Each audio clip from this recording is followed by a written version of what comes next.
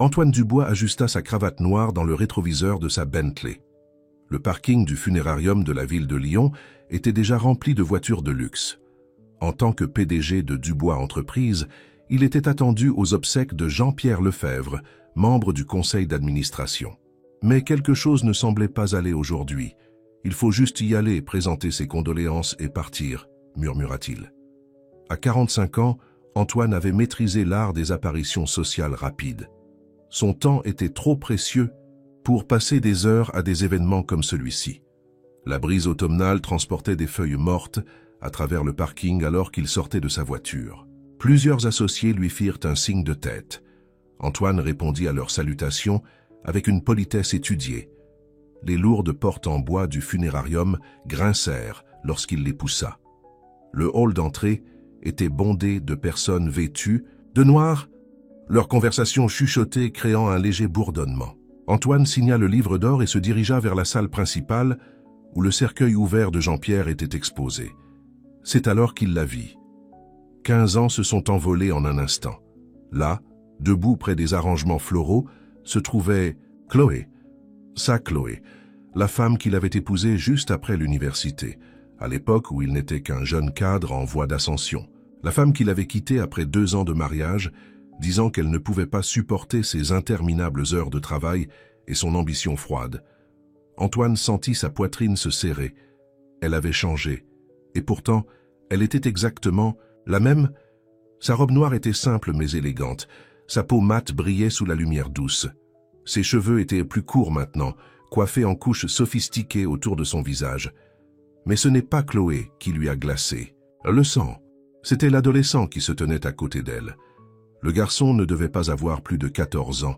Il était grand pour son âge, avec une peau brun clair et des traits du visage qu'Antoine voyait dans son propre miroir chaque matin.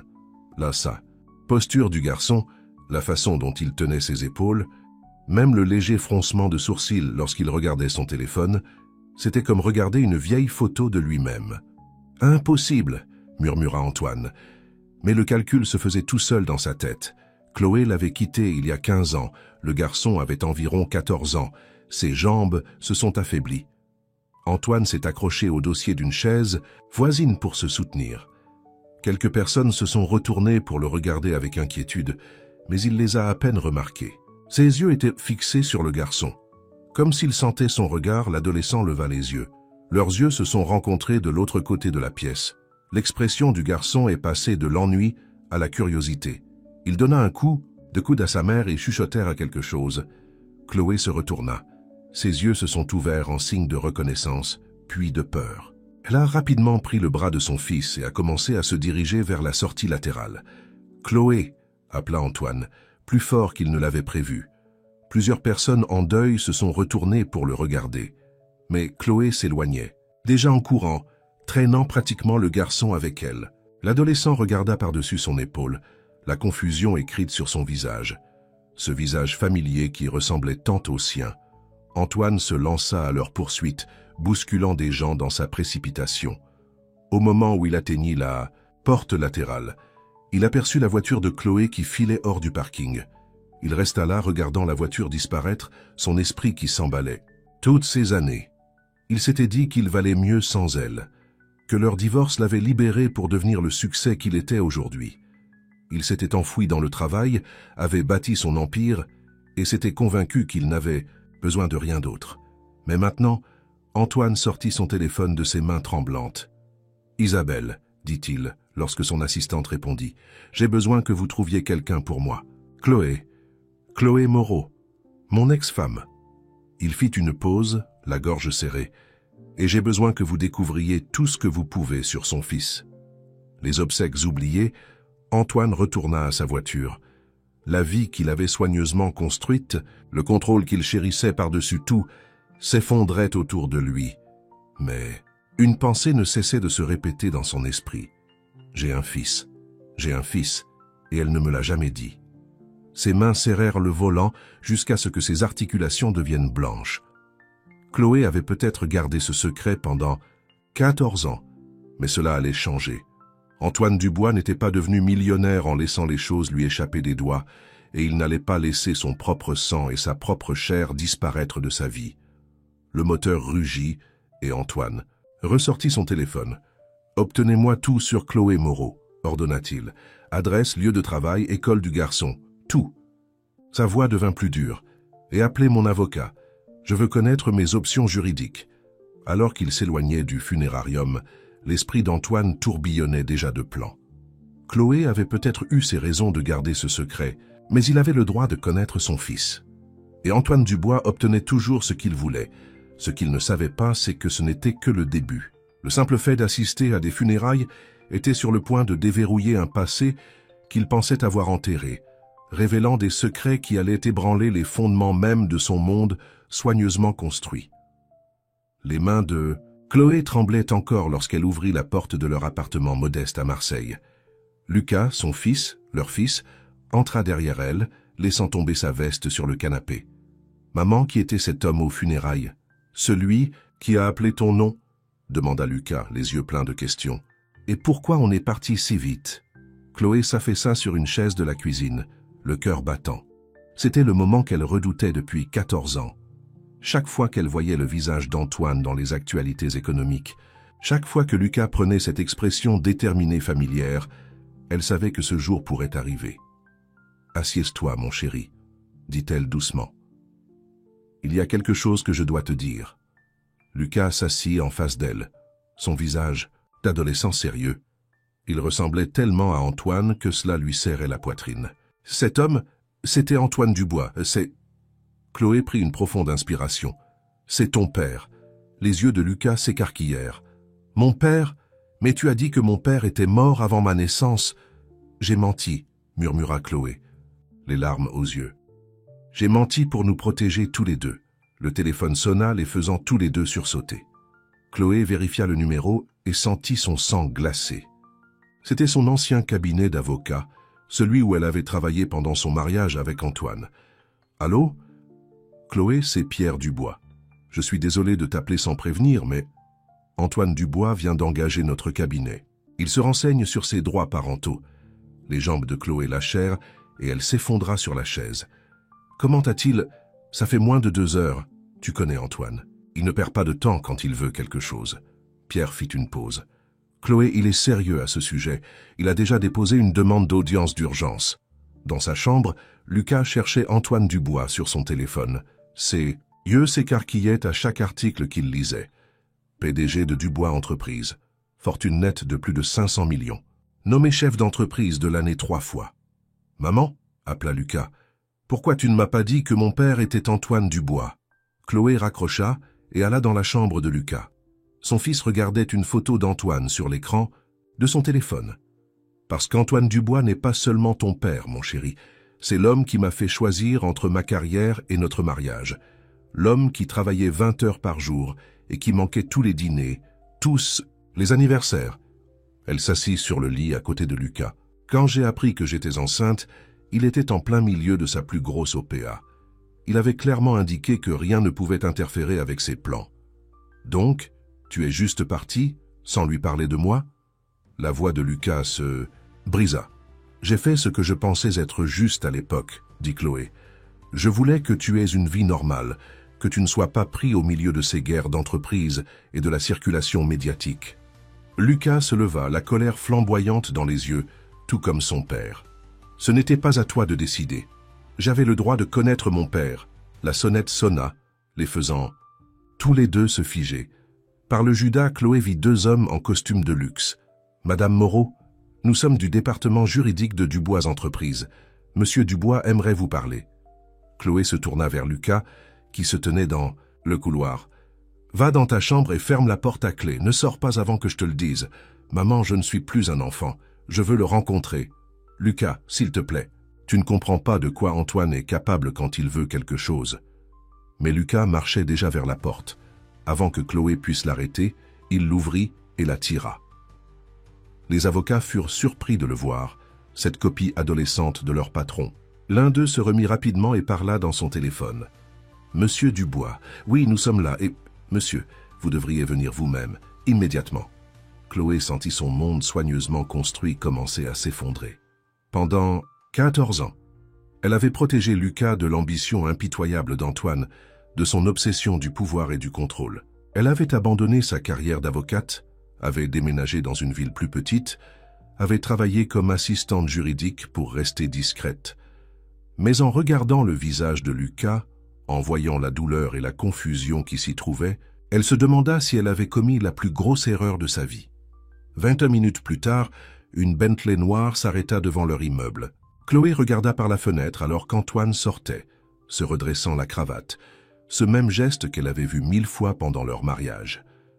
C'était ça, le moment qui allait tout changer. Encore une fois. Les coups à la porte résonnèrent, dans l'appartement comme le marteau d'un juge.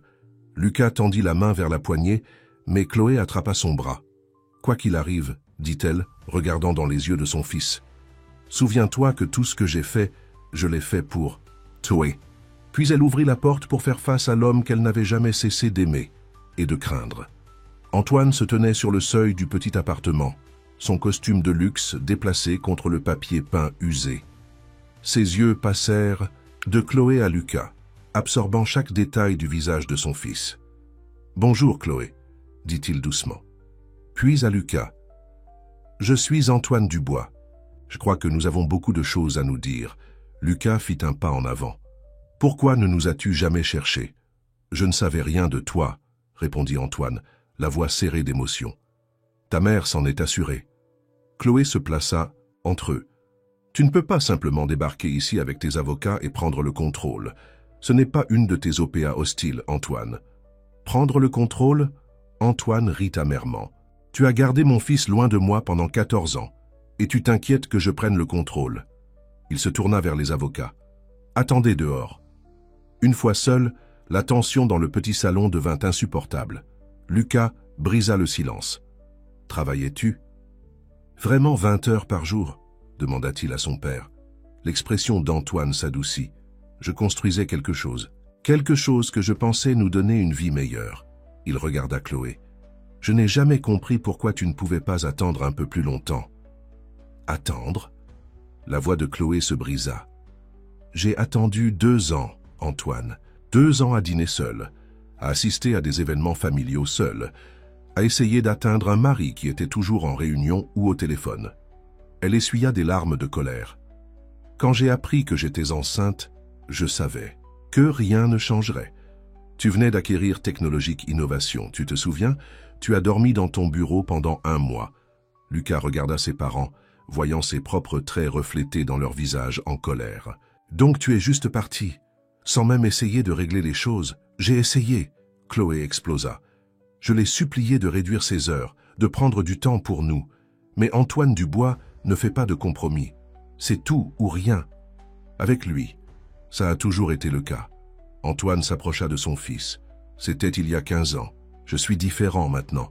J'ai construit mon empire. Maintenant, je veux connaître mon fils. » « Tu ne peux pas acheter 14 ans avec de l'argent, Antoine, » avertit Chloé. « Non, mais je peux faire en sorte que les 14 prochaines années comptent. » Il sortit son téléphone. « Lucas, aimerais-tu voir à quoi pourrait ressembler ton avenir? J'envoie mon hélicoptère nous chercher dans 1 heure. Je veux te montrer Dubois Entreprise. » Les yeux de Lucas s'illuminèrent, mais Chloé attrapa son bras. « Il ne va nulle part avec toi. Nous n'avons pas d'accord de garde. » En fait, Antoine sourit froidement. « L'audience d'urgence est demain matin. Mes avocats ont déposé les documents pendant que je venais ici. Je demande la garde partagée. » Chloé sentit la pièce tourner. « Tu ne peux pas faire ça. »« Je le peux et je le ferai. » La voix d'Antoine était d'acier. « Tu l'as eu pendant 14 ans, sa mère. Je veux y aller, je veux tout voir. »« Lucas, s'il te plaît, » supplia Chloé. « Tu ne le connais pas comme moi. »« C'est peut-être ça le problème, » rétorqua Lucas. « Tu ne m'as jamais donné la chance de le connaître du tout. » Ces mots frappèrent Chloé comme des coups physiques.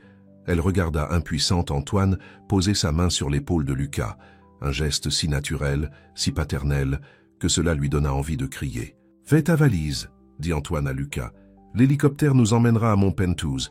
Tu pourras rester dans une des chambres d'amis ce soir. »« Il ne restera nulle part, » protesta Chloé. « L'audience n'est pas avant demain. »« Maman, » la voix de Lucas était calme, mais ferme. « J'y vais. J'ai besoin de savoir qui je suis. D'où je viens. » Alors que Lucas disparaissait dans sa chambre pour faire ses bagages, Antoine se tourna vers Chloé. « Je ferai venir ma voiture pour te chercher pour l'audience demain à 9 h. Porte quelque chose d'approprié. Les médias seront présents. » « Les médias ?» Chloé eut la nausée. « Tu as appelé la presse ?»« Je n'ai pas eu besoin de le faire. Quelqu'un aux obsèques a déjà divulgué l'histoire. Un millionnaire découvre un fils secret aux funérailles d'un membre du conseil d'administration. C'est en tendance sur les réseaux sociaux. » Chloé s'affaissa sur le canapé, la tête entre les mains. Tout ce qu'elle avait construit, la vie tranquille qu'elle avait créée pour Lucas, s'effondrait autour d'elle. Antoine la regarda avec un mélange de colère et de quelque chose d'autre, quelque chose qui ressemblait presque à l'amour qu'ils avaient autrefois partagé. « Tu aurais dû me le dire, Chloé, » dit-il doucement. « Il est magnifique. Tout ce que j'aurais voulu dans un fils. Et tu nous as volé toutes ces années. » Avant que Chloé ne puisse répondre, Lucas revint avec un sac à dos. Il semblait soudain plus jeune, incertain malgré son excitation. « Prêt ?» demanda Antoine. Sa voix douce avec son fils mais dure lorsqu'il lança un regard à Chloé. « L'hélicoptère attend. » En sortant, Lucas se retourna. « Maman, tu vas bien ?» Chloé força un sourire. « Je te verrai demain à l'audience, mon chéri. » Lorsque la porte se referma derrière eux, Chloé se laissa enfin s'effondrer. Elle pleura pour la jeune femme qui avait fui il y a 15 ans, terrifiée à l'idée d'élever un enfant dans le monde froid et ambitieux d'Antoine. Elle pleura pour son fils, qui regardait son père avec tant d'espoir dans les yeux. Mais surtout, elle pleura parce que revoir Antoine avait réveillé des sentiments qu'elle croyait enterrés depuis longtemps. Demain, leur vie changerait à jamais. Mais ce soir, dans son appartement vide, Chloé Moreau fit face à la possibilité qu'elle avait commis la plus grosse erreur de sa vie. Non seulement en empêchant Lucas de connaître Antoine, mais aussi en fuyant le seul homme qu'elle ait jamais vraiment aimé. L'hélicoptère de Dubois Entreprises atterrit au sommet de la tour Montparnasse, Paris. Les yeux de Lucas étaient grands ouverts lorsqu'il mit le pied sur l'héliport du toit, la main de son père sur son épaule. Les lumières de la ville brillaient sous eux comme une mer d'étoiles. « Bienvenue à ton héritage, » dit Antoine fièrement. « Tout ce que tu vois d'ici, toutes ces lumières, tous ces bâtiments, Dubois Entreprises a des parts dans la plupart d'entre eux. » À l'intérieur du penthouse, Lucas ne pouvait s'empêcher de regarder. L'endroit était plus grand que tout leur immeuble. Des fenêtres du sol au plafond offraient une vue sur la ville qui lui donnait l'impression d'être un roi surplombant son royaume. « Ta chambre est par ici. » Antoine le guida dans un couloir de marbre. « J'ai demandé à mon personnel de la préparer dès que j'ai quitté l'appartement de ta mère. » La chambre était en fait une suite plus grande que tout leur appartement. Un tout nouvel ordinateur portable était posé sur le bureau et le placard était déjà rempli de vêtements de créateurs à la taille de Lucas. « Comment as-tu… » commença à demander Lucas. « J'ai demandé à mon assistante d'appeler les meilleurs magasins de la ville. Je lui ai donné tes mensurations, juste en te regardant. J'ai toujours eu l'œil pour les détails. » Antoine sourit. « C'est comme ça que j'ai construit tout ça, en remarquant des choses que les autres manquaient. » Lucas passa sa main sur le tissu doux d'une veste de créateur. « Maman achète toujours mes vêtements dans les magasins discount. Ça va changer. » La voix d'Antoine se durcit. « Aucun de mes fils ne manquera de rien, jamais plus. » Ils passèrent l'heure suivante à visiter le penthouse, pendant qu'Antoine racontait des histoires sur la construction de son empire. Lucas absorba chaque mot, se reconnaissant dans les gestes de son père, sa façon de parler. « Monsieur, » les interrompit l'assistant d'Antoine. « La presse se rassemble en bas. Ils veulent une déclaration à propos de votre fils. » Antoine se tourna vers Lucas. « Que dis-tu? Prêt à rencontrer le monde ?» Lucas hésita. « Ne devrions-nous pas attendre maman? L'audience de demain, ta mère t'a caché pendant 14 ans, dit Antoine fermement. Il est temps pour toi de sortir de l'ombre, à ta place légitime. » En bas, les appareils photos flashèrent alors qu'Antoine et Lucas entrèrent dans le hall. Les journalistes crièrent des questions. « Monsieur Dubois, qu'est-ce que ça vous fait de découvrir que vous avez un fils? » Lucas, saviez-vous que votre père était Antoine Dubois? Antoine leva la main et la foule se tut. « Mesdames et messieurs, aujourd'hui j'ai découvert quelque chose de plus précieux que n'importe quelle transaction commerciale que j'ai jamais conclue. J'ai découvert que j'avais un fils. Lucas est de mon sang et il prendra sa place légitime dans la famille Dubois et dans Dubois Entreprises.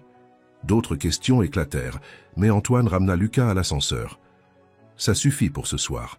Demain, après l'audience, nous organiserons une conférence de presse appropriée. » De retour au Penthouse, le téléphone de Lucas bourdonnait de messages.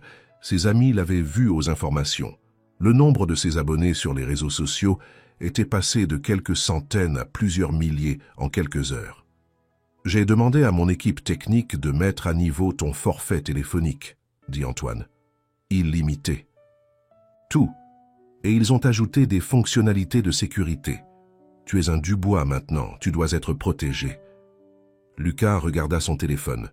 « Maman va être en colère à propos de la conférence de presse. Ta mère doit comprendre que les choses sont différentes maintenant. » Antoine se versa un verre. « Tu ne retourneras pas dans ce petit appartement, ces magasins discount, cette école publique. Tu es mon fils. Tu mérites le meilleur. »« Mais maman, » commença Lucas. « Sera bien prise en charge, » interrompit Antoine. « J'ai déjà demandé à mes avocats de rédiger une proposition de règlement généreuse. Elle peut avoir une nouvelle maison, une voiture, tout ce qu'elle veut. » Il s'assit à côté de Lucas. « Mais tu vivras ici avec moi. Je te apprendrai tout ce que je sais sur les affaires. Tu iras au lycée Henri IV, Paris. J'ai déjà appelé le proviseur. Au moment où tu seras prêt pour l'université, tu seras prêt à prendre ta place comme mon héritier. » Lucas se sentait dépassé. Ce matin, il était un enfant normal vivant avec sa mère dans un appartement modeste. Maintenant, il était assis dans un penthouse avec un père milliardaire qui voulait lui donner tout. Et si... Lucas hésita. Et si je veux passer du temps avec vous deux? Le visage d'Antoine s'assombrit. Ta mère nous a menti pendant 14 ans. Elle m'a empêché de te voir grandir, de t'apprendre, d'être ton père. Il prit une grande inspiration. Mais je ne vais pas faire la même erreur qu'elle. Je ne te priverai pas d'elle. Elle peut venir te voir quand elle veut. Un majordome apparut avec un dîner servi sur des assiettes en argent. Pendant qu'il mangeait, Antoine raconta d'autres histoires sur son ascension vers le pouvoir, sur l'empire qui appartiendrait un jour à Lucas. Plus tard, dans la nuit allongée dans son nouveau lit king size, Lucas envoya un texto à sa mère. « Maman, tu vas bien ?» La réponse de Chloé arriva rapidement. « Je t'aime, mon chéri. On va régler ça demain. Dors bien. » Mais le sommeil ne vint pas. Lucas n'arrêtait pas de penser à sa mère, seule dans leur appartement, et à son père, qui semblait vouloir lui donner le monde. Deux vies différentes, deux mondes différents. Comment pouvait-il choisir? Dans son bureau, Antoine était au téléphone avec ses avocats, sa voix froide et déterminée. « Peu importe ce qu'il faut, je veux la garde exclusive. Elle l'a gardée loin de moi pendant 14 ans. Elle n'a plus le droit de prendre de décisions concernant sa vie. » Il fit une pause, écoutant. « Utilisez ce dont vous avez besoin. Tout le monde a des secrets. Trouvez les siens. Je veux mon fils. » Et Antoine Dubois obtient toujours ce qu'il veut. Les lumières de la ville brillaient dehors, inconsciente que demain, dans une salle d'audience, une bataille commencerait qui ébranlerait les fondements de deux mondes très différents. Et pris au milieu se trouvait un garçon de 14 ans, qui voulait juste savoir qui il était vraiment. Les marches du palais de justice de Paris étaient remplies de journalistes le lendemain matin. Chloé arriva dans la voiture qu'Antoine avait envoyée vêtue d'un costume emprunté qui ressemblait à une armure. Des flashs d'appareils photo explosèrent autour d'elle, alors qu'elle montait les marches. À l'intérieur, elle trouva Lucas déjà assis avec Antoine, tous deux en costume de créateurs assortis. Son fils avait l'air différent, plus âgé d'une certaine manière, plus raffiné. Une seule nuit dans le monde d'Antoine avait déjà commencé à le changer. « Maman !» Lucas fit un signe de la main, mais la main d'Antoine sur son épaule le maintint assis. Le juge entra et l'audience commença. Les avocats d'Antoine dressèrent le portrait d'un père riche et compétent privé de ses droits. Ils ont parlé des opportunités, de l'avenir de Lucas, des meilleures écoles et des relations qu'Antoine pouvait fournir. Puis ils ont commencé à parler de Chloé. « Votre honneur ?» se leva le principal avocat d'Antoine. « Madame Moreau a non seulement refusé à notre client ses droits parentaux, mais elle a également des antécédents d'emploi instables, de déménagements fréquents et vit en deçà du niveau de vie que M. Dubois peut offrir. » L'avocat de Chloé tenta de s'opposer, mais le mal était fait. Le juge la regardait avec désapprobation. « De plus, » continua l'avocat, « nous avons des preuves que Madame Moreau a travaillé sous différents noms au fil des ans, ce qui suggère un schéma de tromperie. » Chloé sentit le sang se retirer de son visage. Elle avait utilisé le nom de jeune fille de sa mère pour quelques emplois, essayant de rester hors de la vue d'Antoine.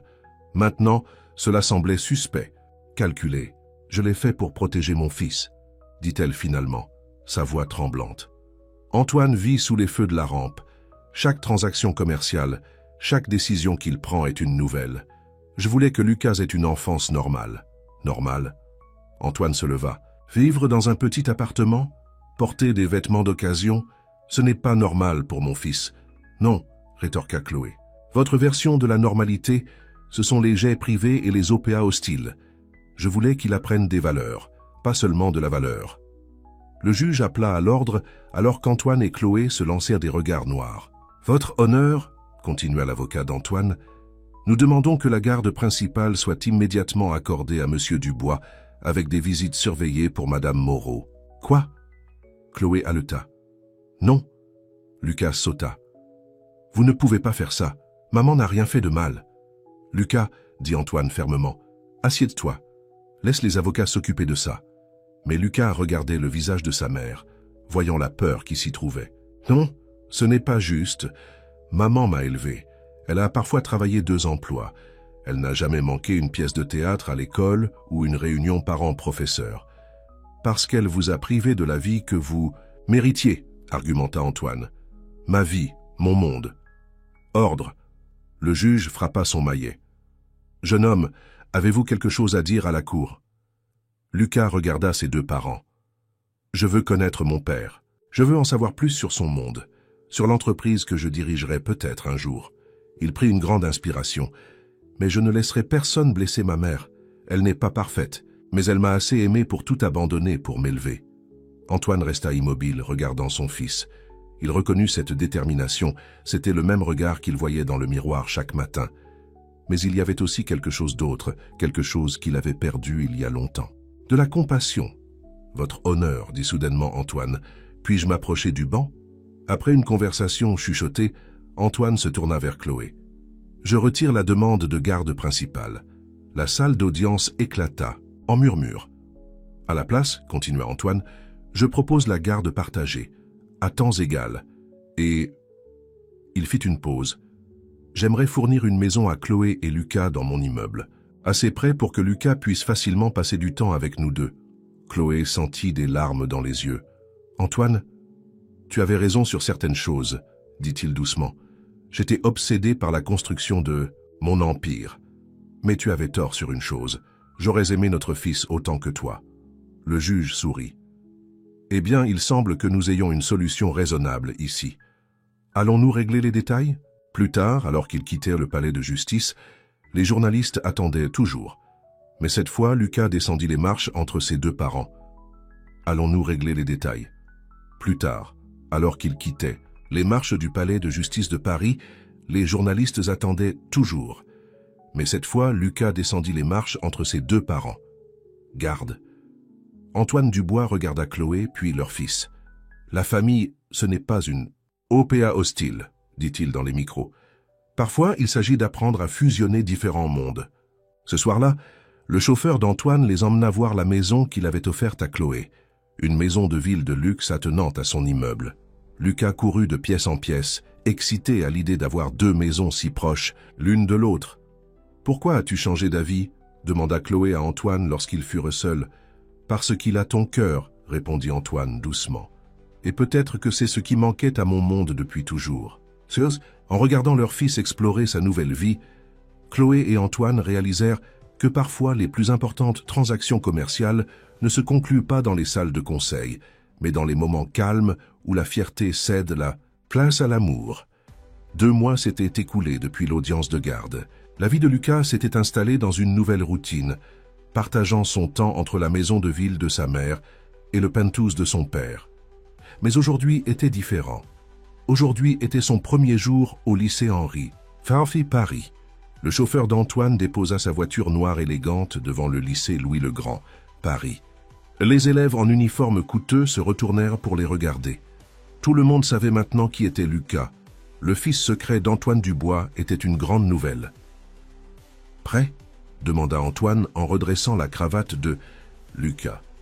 Ils avaient passé 1 heure ce matin à pratiquer le nœud Windsor parfait. Et si les autres ne voulaient être amis qu'à cause de toi? Demanda Lucas. À cause de l'argent? Le visage d'Antoine s'adoucit. C'est quelque chose que j'ai dû apprendre aussi. Les vrais amis ne se soucient pas de votre compte en banque. Il serra l'épaule de Lucas. Sois toi-même, le fils que ta mère a élevé. À l'intérieur de l'école, des chuchotements suivirent Lucas dans les couloirs. Des filles riaient et pointèrent du doigt.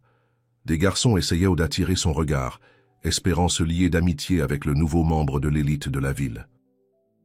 À l'heure du déjeuner, Lucas était assis seul, nostalgique de ses anciens, amis de l'école publique. C'est alors qu'une fille laissa tomber son plateau en face de lui. « Je suis Rachel Chen, dit-elle. Ma mère fait le ménage pour gagner sa vie et je suis ici grâce à une bourse. Tu veux être des parias. » Ensemble, Lucas sourit pour la première fois de la journée. Pendant ce temps, Chloé s'installait dans son nouveau poste chez Dubois Entreprises. Antoine avait insisté pour lui donner un poste au département juridique, disant qu'ils avaient besoin de son expertise. Mais les autres employés la traitaient différemment, certains se pliant au désir de l'ex-femme du patron, d'autres répandant des rumeurs sur ses motivations. « Mademoiselle, Moreau ?» L'assistante d'Antoine apparut à sa porte. « Monsieur Dubois voudrait vous voir dans son bureau. » La montée en ascenseur jusqu'au dernier étage sembla interminable. Chloé lissa sa jupe, se demandant ce que voulait Antoine. Lorsqu'elle entra dans son bureau, elle le trouva fixant la fenêtre. « Notre fils s'est fait un ami aujourd'hui, » dit-il sans se retourner. « Un boursier, tout comme toi à la faculté de droit. » Chloé sourit, se souvenant. « C'est comme ça qu'on s'est rencontrés. J'étais la boursière, tu étais le riche gosse qui essayait de faire ses preuves. » Antoine se retourna enfin. « Te demandes-tu parfois ce qui serait arrivé si tu m'avais parlé de ta grossesse ?»« Tous les jours, » admit Chloé. « Mais tu étais différent à l'époque, plus froid. Tu ne te souciais que de la prochaine transaction, de la prochaine acquisition. Je l'aurais aimé, » dit Antoine doucement. « Tout comme je t'ai aimé. » L'air entre eux crépitait de vieux sentiments, de paroles non dites. « Monsieur Dubois ?» La voix de son assistante brisa le moment. Le conseil d'administration de Dubois Entreprises attend. Ce soir-là, Lucas faisait ses devoirs dans la maison de ville de sa mère lorsque la sonnette retentit. Rachel Chen se tenait là, l'air nerveuse. « Excuse-moi de simplement arriver comme ça, mais... » Elle lui tendit un journal. « Tu devrais voir ça. » Le titre fit tomber l'estomac de Lucas. Le conseil d'administration de Dubois Entreprises remet en question le népotisme. Le nouveau poste de l'ex-épouse soulève des sourcils. « Ils disent que ta mère n'a obtenu son poste qu'à cause de toi, » dit Rachel doucement. « Les autres enfants de l'école en parlent. » Lucas courut à l'étage, attrapant son téléphone.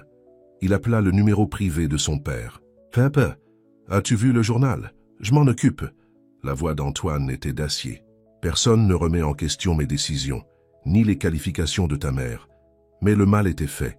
Le lendemain, à l'école, Lucas entendit les chuchotements. Chercheuse d'or. Opportuniste. Les mots le suivirent, dans les couloirs. L'heure du déjeuner, il s'assit de nouveau avec Rachel. « Pourquoi n'écoutes-tu pas les rumeurs ?» demanda-t-il. « Parce que j'ai vu comment ta mère te regarde quand elle vient te chercher, » dit simplement Rachel. « Ce n'est pas quelqu'un qui est après l'argent. C'est juste une mère qui aime son enfant. » Après l'école, Lucas alla directement au bureau de son père. Il trouva ses deux parents là, en train de se disputer. « Je démissionne, » disait Chloé. « Je ne veux pas que les gens pensent que j'utilise notre fils pour réussir. Personne ne me dit comment diriger mon entreprise, » grogna Antoine. « Ni ma famille. »« Arrêtez, » cria Lucas. Les deux parents se retournèrent, surpris. « Maman, tu ne peux pas démissionner. Et papa, tu ne peux pas simplement forcer les gens à nous accepter.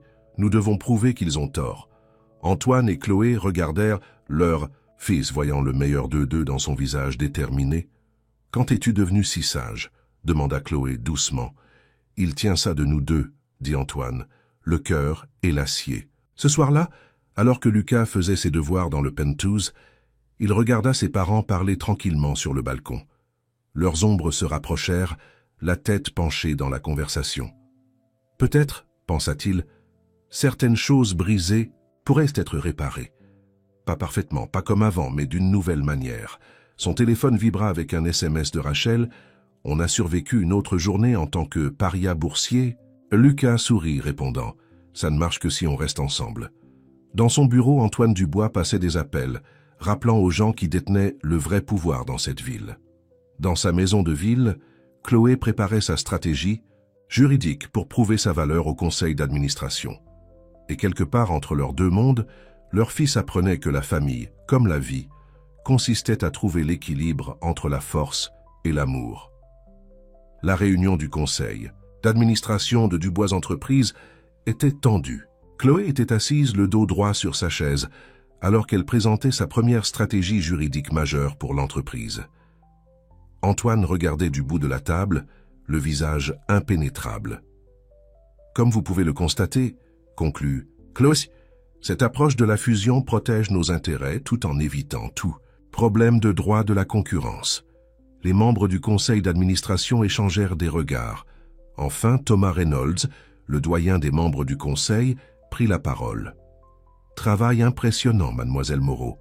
Peut-être avons-nous été précipités dans nos jugements précédents. » Antoine se permit un petit sourire.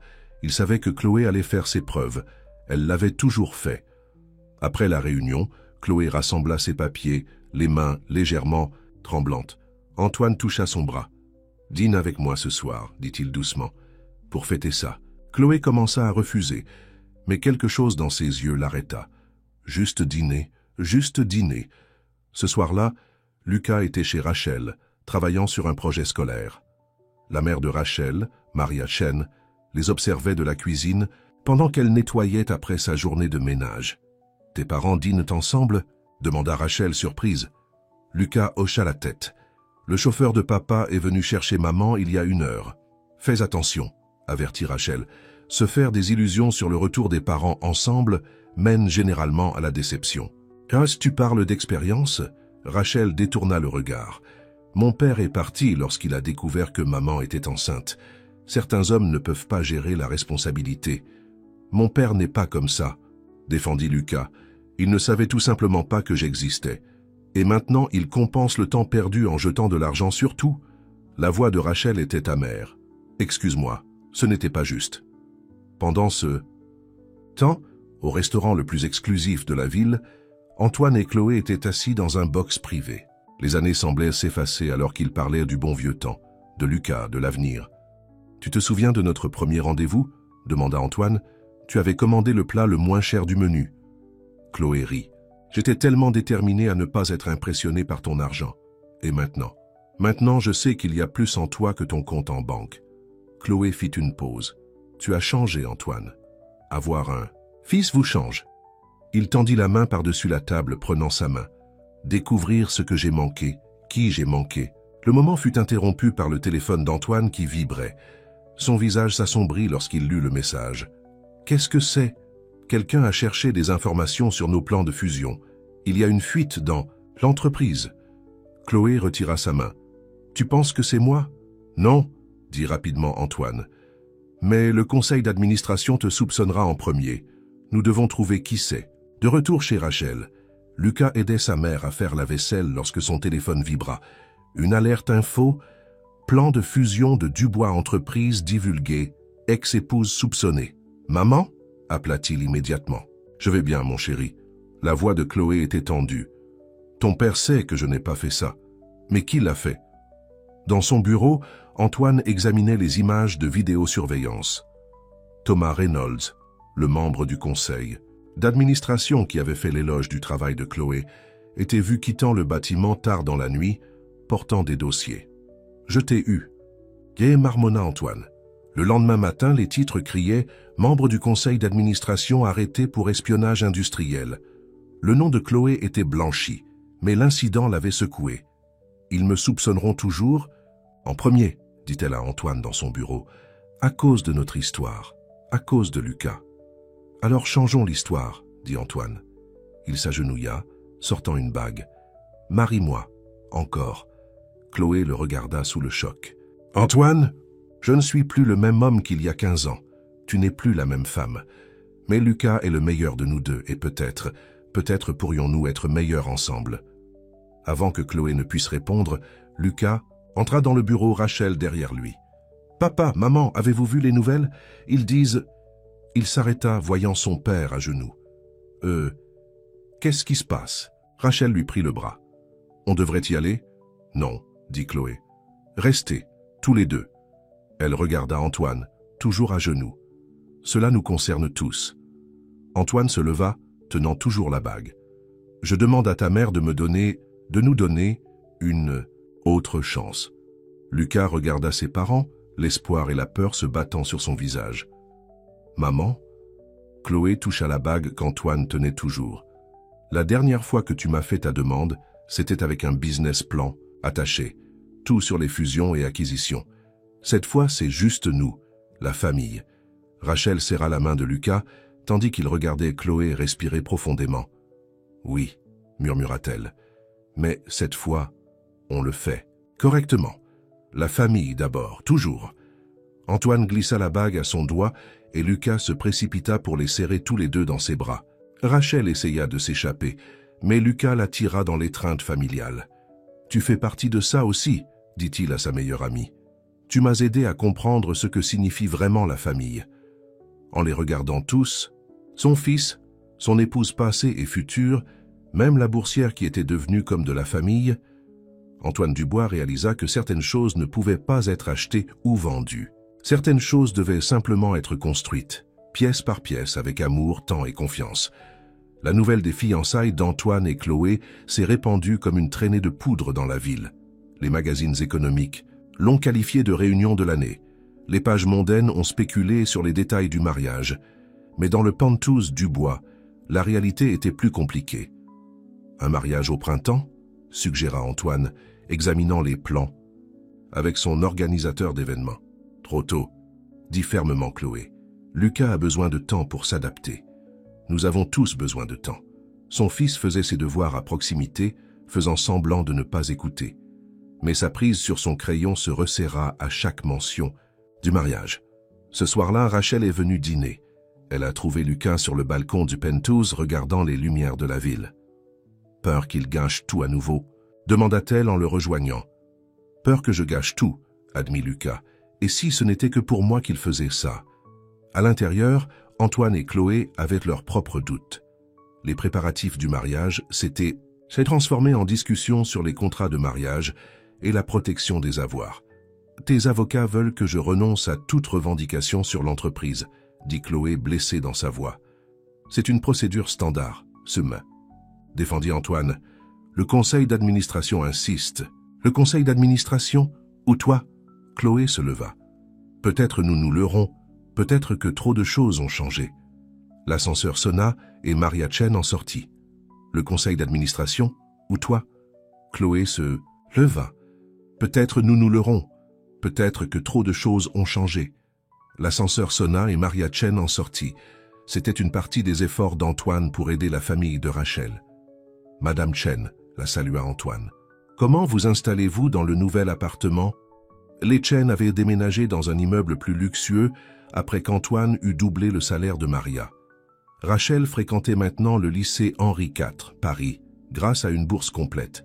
« Très bien, monsieur Dubois. Bien que certains voisins, ils parlent, disent que nous n'avons pas notre place ici. » Le visage d'Antoine s'assombrit. Il connaissait ces chuchotements. Les mêmes qui avaient suivi Chloé à la société, Lucas à l'école. « L'argent n'achète pas l'acceptation, » dit Chloé doucement. « Nous avons toutes appris ça. » Ce week-end-là, Antoine emmena Lucas au bureau, lui montrant la société qu'il hériterait. Mais dans l'ascenseur, ils entendirent deux cadres discuter. D'abord l'ex-femme, maintenant la fille de la femme de ménage. Stone s'est ramolli depuis l'arrivée de cet enfant. Les poings de Lucas se serrèrent, mais Antoine, lui, posa une main sur l'épaule. « Laisse-les parler, dit-il. Le vrai pouvoir ne consiste pas en ce que les gens disent dans ton dos. Il s'agit de ce que tu fais pour arranger les choses. » Ce soir-là, Lucas trouva sa mère dans son bureau, examinant des documents juridiques. « Maman, tu veux vraiment te remarier avec papa ?» Chloé posa ses papiers. « Je l'aime, je l'ai toujours aimé. Mais l'amour ne suffit pas toujours. Qu'est-ce qui suffit alors ? La compréhension, le compromis, des choses que ton père et moi sommes encore en train d'apprendre. » Le lendemain, Antoine convoqua une réunion extraordinaire du conseil d'administration. Chloé était assise à côté de lui, Lucas et Rachel les observant de l'arrière-salle. « Je fais quelques changements, » annonça Antoine. « Premièrement, Chloé sera nommée directrice juridique, avec droit de vote au conseil d'administration. Deuxièmement, nous lançons une fondation pour fournir des bourses et un soutien aux familles des employés. Le conseil d'administration éclata en protestation, mais Antoine leva la main. J'ai construit cette entreprise en voyant de la valeur là où les autres n'en voyaient pas. Maintenant, j'investis dans les gens. Si quelqu'un a un problème avec ça, la porte est là. Personne ne bougea. Après la réunion, Lucas serra son père dans ses bras. C'était incroyable. Je l'ai appris de toi, dit Antoine. Toi et Rachel m'avez montré que la vraie richesse ne se résume pas à l'argent. Ce soir-là, les Dubois et les Chen dînèrent ensemble dans le penthouse. Pas de domestique, pas de prétention. Juste la famille. J'y ai réfléchi, dit Chloé, à propos du mariage. Peut-être devrions-nous le faire ici, petit, intime, juste les gens qui comptent vraiment. Antoine regarda autour de la table, son fils, la jeune fille, qui était devenue comme une fille, la femme qu'il n'avait jamais cessé d'aimer. Parfait, dit-il, parce que cette fois, il ne s'agit pas d'impressionner qui que ce soit, il s'agit de construire quelque chose de réel. Lucas observa ses parents, ne voyant pas le PDG puissant et l'avocate brillante, mais juste un homme et une femme essayant de bien faire les choses une deuxième fois. Rachel le poussa du coude. « Toujours inquiet de tout gâcher ?»« Non, » sourit Lucas. « Je pense que nous apprenons tous ensemble. » Dehors, les lumières de la ville scintillaient, mais la vraie magie se produisait à l'intérieur du penthouse, où deux familles de mondes différents ne faisaient qu'une, non pas à cause de l'argent ou du pouvoir, mais parce qu'elles avaient trouvé quelque chose de plus précieux, la compréhension, l'acceptation et un amour qui n'avait pas de prix. Le matin du mariage arriva avec un mélange de soleil et de nuages. Le penthouse avait été transformé avec de simples fleurs blanches et des lumières douces. Pas de décoration élaborée, pas d'armée de planificateurs, juste la famille et les amis proches. Lucas ajusta sa cravate devant le miroir de sa chambre. Rachel apparut sur le seuil, vêtue d'une robe de demoiselle d'honneur bleue, pâle. « Ta grand-mère est là, » dit-elle doucement. Le cœur de Lucas s'arrêta. Il n'avait pas encore rencontré sa grand-mère maternelle. Elle avait refusé de rendre visite, en colère contre la réconciliation de Chloé avec Antoine. Dans la chambre principale, Chloé faisait face à sa mère, Eleanor Watson, pour la première fois depuis des mois. « Tu fais une erreur, » dit Eleanor. « Il te blessera à nouveau. Maman, il a changé. Nous avons tous les deux changé. L'argent ne change pas les gens, Nicole. Il ne fait que les rendre plus ce qu'ils sont déjà. » Antoine trouva Lucas dans le couloir, écoutant la dispute. « Veux-tu que je lui demande de partir ?» proposa Antoine. Lucas secoua la tête. « Non. La famille est parfois chaotique. C'est ce que toi et maman m'avaient appris. » Dans la chambre, Eleanor parlait toujours. « Je t'ai vu lutter en tant que mère célibataire. Je t'ai vu travailler. 2 emplois pour donner à Lucas tout ce dont il avait besoin. Et maintenant, tu vas tout oublier. »« Je n'oublie rien, » dit Chloé fermement. « Je pardonne. Il y a une différence. » Lucas entra dans la chambre. Eleanor se retourna, voyant son petit-fils dans son costume. « Tu ressembles à ton père, » dit-elle, non sans méchanceté. « J'en suis fier, » répondit Lucas, « et fier de maman. Elle m'a appris que les gens peuvent changer, que l'amour, c'est une deuxième chance. » Le visage d'Eleanor s'adoucit lorsqu'elle regarda vraiment son petit-fils. « Tu ressembles à ta mère. J'en suis fier aussi. » Antoine apparut sur le seuil. « Il est presque temps. Madame Watson, voulez-vous aider Chloé avec sa robe ?» C'était une branche d'olivier, offerte avec un respect sincère. Eleanor hésita puis acquiesça. La cérémonie fut simple, mais significative. Lucas se tenait entre ses parents alors qu'ils échangeaient leurs vœux. Rachel et sa mère étaient assises au premier rang, non plus employées mais membres de la famille. « Il y a 15 ans, » dit Antoine dans ses vœux, « je pensais que le succès signifiait des affaires plus importantes et des bénéfices plus importants. Puis j'ai perdu les seules choses qui comptaient vraiment. Mais la vie m'a donné une seconde chance, grâce à notre fils, grâce à l'amour, grâce à l'apprentissage de ce que signifie la vraie richesse. » Chloé serra la main de Lucas pendant qu'elle parlait. « Nous ne sommes plus les mêmes personnes que nous étions. Nous sommes meilleurs, plus forts, parce que nous avons appris que la famille ne consiste pas à être parfait. Il s'agit d'être ensemble, à travers tous les moments chaotiques, compliqués et magnifiques. À la réception, Eleanor regarda sa fille danser avec Antoine. La mère de Rachel se servait à manger aux côtés des membres du conseil d'administration, toute prétention de statut étant oubliée. Quel changement par rapport au mariage mondain que je photographie habituellement. Ça dit un journaliste qui avait été autorisé à couvrir l'événement.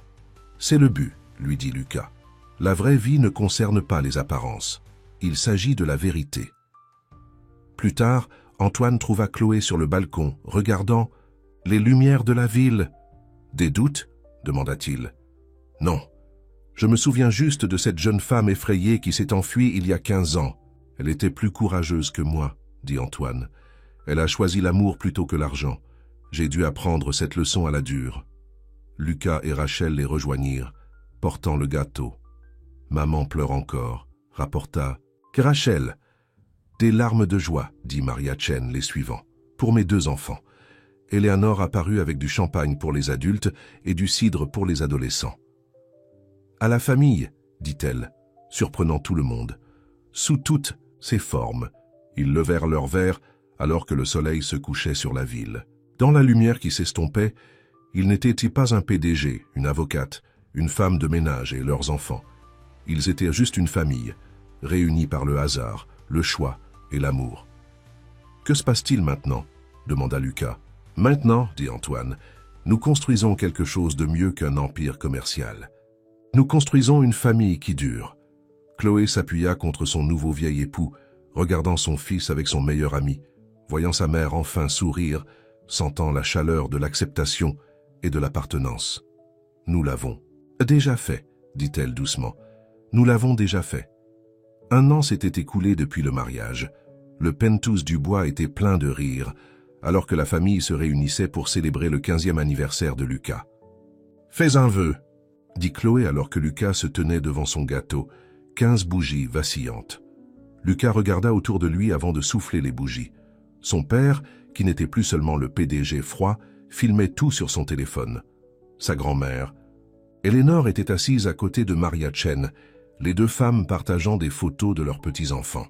Rachel, maintenant officiellement sa sœur, après qu'Antoine et Chloé l'aient adoptée 6 mois auparavant, volait du glaçage sur le gâteau.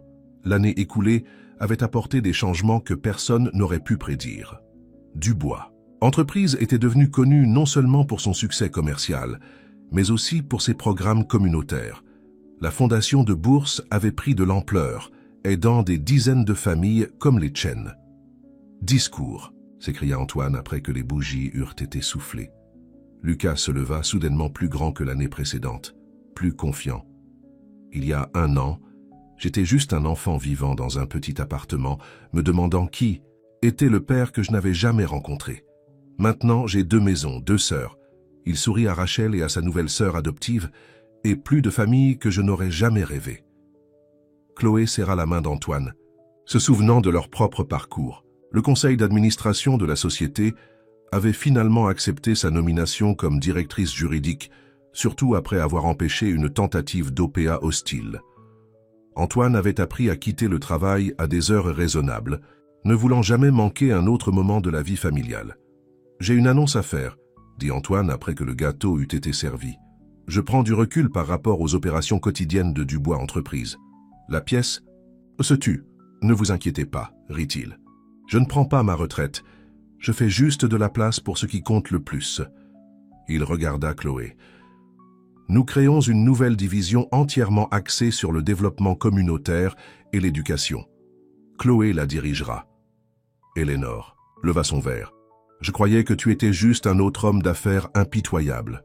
Je l'étais, » admit Antoine, jusqu'à ce qu'un enterrement me mette face à face avec ce que j'avais perdu et ce que je pouvais gagner. Plus tard ce soir-là, Lucas trouva Rachel à leur endroit préféré sur le balcon. « Tu te souviens quand tu m'avais prévenu de ne pas trop espérer? À propos des parents qui se remettent ensemble ?» demanda-t-il. Rachel sourit. « Je me suis trompé. Parfois, les contes de fées deviennent réalité. Pas des contes de fées, corrigea Lucas.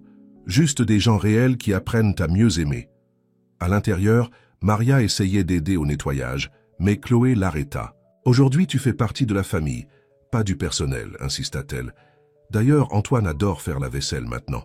J'ai entendu ça, appela Antoine de la cuisine, faisant rire tout le monde, alors que la nuit tombait sur la ville. La famille se rassembla dans le salon. Lucas ouvrit ses cadeaux, des livres de sa grand-mère, des fournitures artistiques de Rachel, un nouvel ordinateur portable de ses parents. Mais le meilleur cadeau est arrivé dans une enveloppe. « Qu'est-ce que c'est » demanda-t-il, en l'ouvrant. « Des actions de Dubois Entreprises », expliqua Antoine. « Mais pas seulement pour toi, pour Rachel aussi. Des parts égales. » Les yeux de Rachel s'écarquillèrent. « Mais je ne suis pas... »« Tu es ma fille maintenant, » dit Antoine fermement, « sur le papier et dans mon cœur. » Maria commença à pleurer, et Éléanore lui tendit un mouchoir en lui tapotant la main. Chloé observa sa famille élargie, son fils et sa sœur, sa mère et Maria, son mari qui avait appris à valoriser l'amour plutôt que le pouvoir. La vue du penthouse était toujours spectaculaire, mais la vraie vue était ici, dans cette pièce pleine d'amour et de seconde chance. « Encore une surprise », annonça Antoine. « J'ai racheté notre ancienne maison, celle où Chloé et moi avons vécu pour la première fois en tant que jeunes mariés. Nous allons la transformer en centre communautaire pour les familles dans le besoin. » Lucas serra son père dans ses bras, sentant la force qui entourait maintenant la famille au lieu des simples transactions commerciales. Alors que la fête se terminait, la famille se dirigea vers le balcon. La ville s'étendait sous eux, mais ils étaient concentrés les uns sur les autres.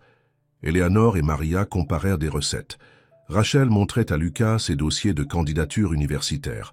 Chloé et Antoine se tenèrent la main, regardant leurs enfants. « Aurais-tu jamais imaginé ça ?» demanda Chloé doucement. « Ce jour-là, aux funérailles ?» Antoine secoua la tête. « Je pensais que je venais de découvrir que j'avais un fils. Au lieu de ça, j'ai découvert ce que signifie être vraiment riche. » Lucas regarda son père. « Regrettez-vous quelque chose? À propos du passé? Seulement le temps que j'ai perdu, » dit Antoine. « Mais c'est ça le temps.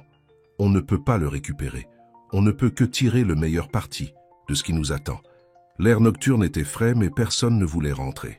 Ce moment semblait précieux, parfait, une famille construite non pas par obligation ou par le sang seulement, mais par le choix, l'amour et le pardon. « À l'avenir » ça leva Antoine son verre. « À la famille » ajouta Chloé. « À l'amour » dirent Lucas et Rachel ensemble. Et alors qu'ils se tenaient là, ensemble sous les étoiles, ils savaient que certaines richesses ne pouvaient pas être mesurées. En dollars, que certains succès ne pouvaient pas être montrés sur un bilan et que certaines histoires d'amour valèrent la peine d'attendre 15 ans pour se compléter.